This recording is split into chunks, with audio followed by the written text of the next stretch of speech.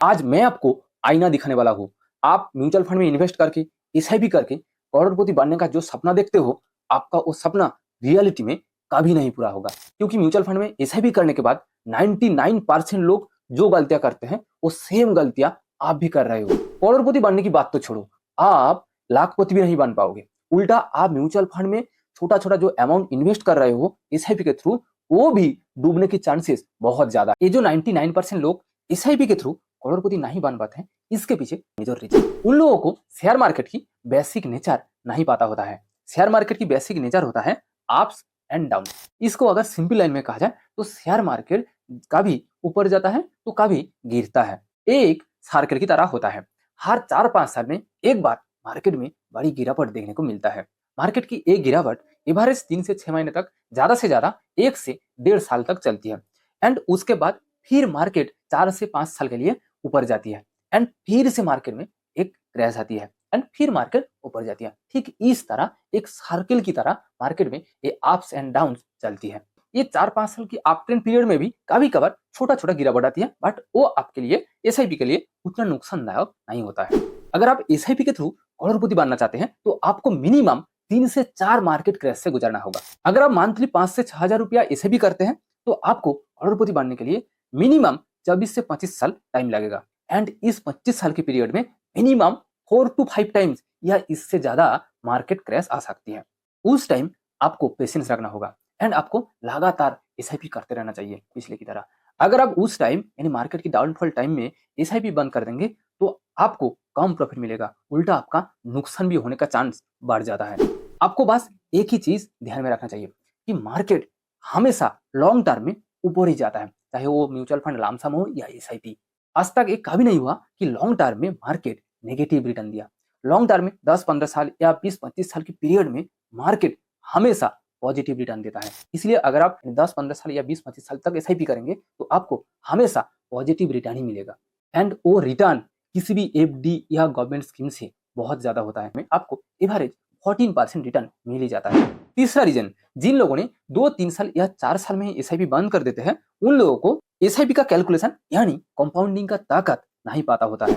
SIP में compounding काम करती है, यानी आपको कंपाउंड रिटर्न मिलता है। कंपाउंड रिटर्न का सिंपल सा मतलब कि हर साल आपको जो रिटर्न मिलेगा, नेक्स्ट ईयर आपको उस रिटर्न का रिटर्न मिलेगा।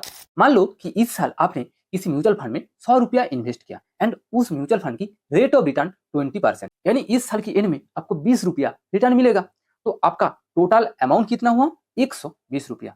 नेक्स्ट ईयर आपको ये 20 रुपया का भी 20% रिटर्न मिलेगा। 100 रुपया का 20% होता है 20 रुपया एंड 20 रुपया का 20% होता है 2 रुपया, यानी आपको अगले साल टोटल 22 रुपया रिटर्न मिलेगा। एंड हर साल इसी तरह आपको जो रिटर्न मिलेगा वो कंपाउंड होता रहेगा। आइए मैं आपको और भी आसानी से समझने के लिए इस कैलकुलेशन को लाइव दिखाता हूँ। मान लो कि आप किसी म्यूचुअल फंड में 5,000 रुपया मंथली एसआईपी करेंगे एंड उस म्यूचुअल फंड से आपको 14% रिटर्न मिलेगा। ये 14% के आसपास रिटर्न एक एवरेज रिटर्न होता है, वो भी इंडेक्स फंड में, लार्ज कैप इंडेक्स फंड में, जहां रिस्क सबसे कम होता है। लॉन्ग टर्म में ये 14% रिटर्न बहुत ही आसानी से मिलता है। इस हिसाब से देखा जाए तो आपको एक करोड़पति बनने के लिए यानी मिनिमम 1 करोड़ का रिटर्न कमाने के लिए आपको मिनिमम 24 ईयर्स तक इन्वेस्ट करना होगा। आपको इजीली समझाने के लिए यह मैं कैपिटल गेन टैक्स को कैलकुलेट नहीं किया। आप एक चीज ध्यान से देखिए, आप ये जो ब्लू कलर की बार देख पा रहे हैं, ये आपका इन्वेस्टमेंट अमाउंट, यानी आप मंथली एसआईपी के थ्रू जो अमाउंट इन्वेस्ट किया। एंड आप ये जो येलो कलर की बार देख पा रहे हैं, ये आपका रिटर्न, यानी आपको जो रिटर्न मिला उस म्यूचुअल फंड से।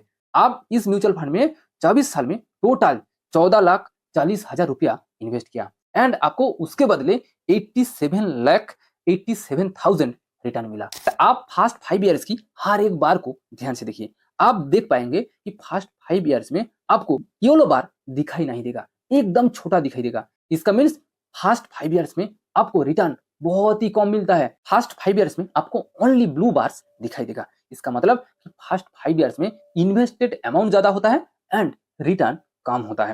बट आप 10 साल के बाद से सभी बार्स को ध्यान से देखिए। आप देख पाएंगे कि 10 साल के बाद हर एक बार में येलो कलर की बार ब्लू कलर से लंबी है एंड ये साल जितना बढ़ेगा, ये येलो कलर की बार की जो लंबाई वो ब्लू कलर से कई गुना बढ़ेगा।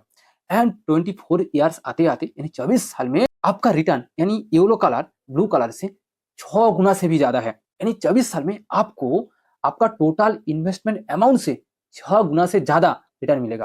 ये होता है कंपाउंडिंग का ताकत।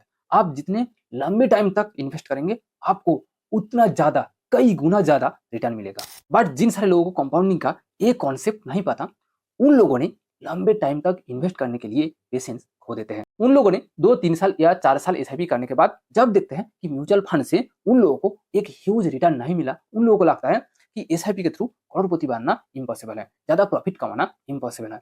इसीलिए उन लोगों ने एसआईपी बंद कर देते हैं एंड म्यूचुअल फंड्स को बेच देते हैं। जो लोग एसआईपी करते हैं उनमें से 99% लोगों को ये share market and mutual fund की नॉलेज, कंपाउंडिंग का कॉन्सेप्ट यानी ताकत नहीं पता होता है। इसलिए 99% लोग म्यूचुअल फंड में एसआईपी करके करोड़पति नहीं बन पाते हैं।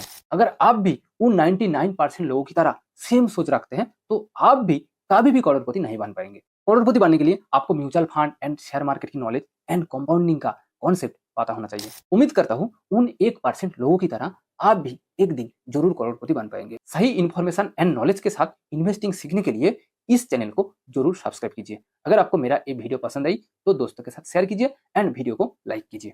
Thank you for watching this video.